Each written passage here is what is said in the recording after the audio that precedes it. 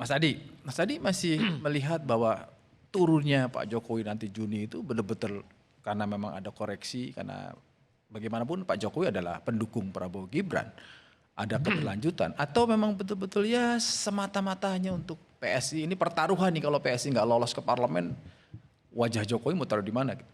Kalau saya justru lebih condong ke arah bagaimana mengonsolidasi kekuatan-kekuatan politik Pak Jokowi supaya terasosiasi dengan PSI dan Gibran Rakabuming Raka. Bahwa ini adalah negarawan, kebangsaan, menyerap aspirasi, belusukan, memang ini adalah style politik Pak Jokowi. Saya kira itu adalah perdebatan-perdebatan masa lampau, dan saya kira sudah begitu banyak yang menulis itu dalam naskah, dalam judul, dan bahkan dalam jurnal-jurnal. Tapi bicara itu kembali bagi saya nggak relevan, Mas Yogi. Karena kalau kita bicara Jokowi hari ini adalah bicara tentang bagaimana Jokowi identik dengan PSI. Ketua umumnya adalah Mas Kaisang. Bicara tentang Jokowi hari ini adalah bicara tentang bagaimana ada Gibran sebagai wakil presiden yang tentu di 2029 posisinya gambling. Satu sisi tentu harapan terbesarnya bisa 2 periode dengan Pak Prabowo Subianto.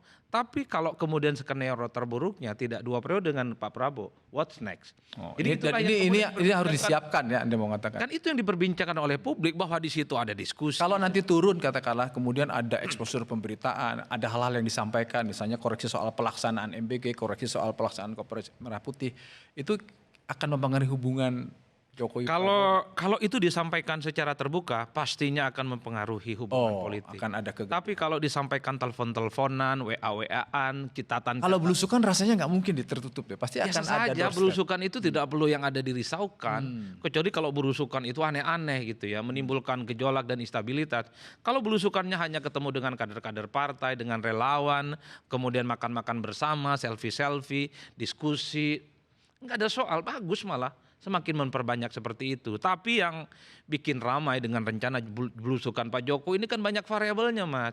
Oh, ini Pak Jokowi post power syndrome. Oh, ini Pak Jokowi katanya mau pensiun, udah nggak jadi lagi presiden. Nggak taunya ini konsolidasi dan seterusnya. Itu kan bumbu-bumbu.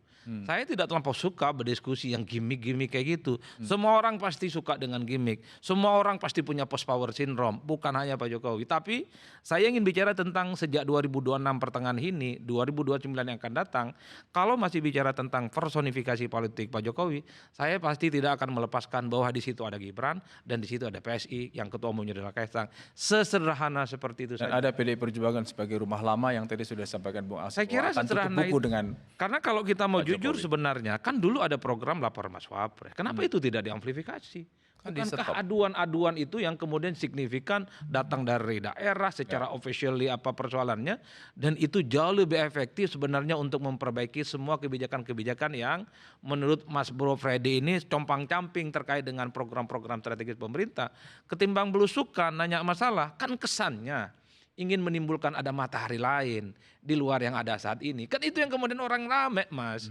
Jadi kalau sebagai sahabat dan kawan ada sesuatu yang sekarang oke, telepon-teleponan tiap malam kan oke. Menyampaikan sesuatu itu jauh lebih kondusif dibandingkan dengan yang termasuk jangan-jangan secara informal juga berbicara dengan kader-kader PDI Perjuangan. Tapi kalau Bung Ansi ini kalau membaca psikologis politiknya pasti ingin Pak Jokowi itu head to head dong 2029 dengan 08. Kalau kerjasama kembali rasa-rasanya nggak terlampau suka beliau ini.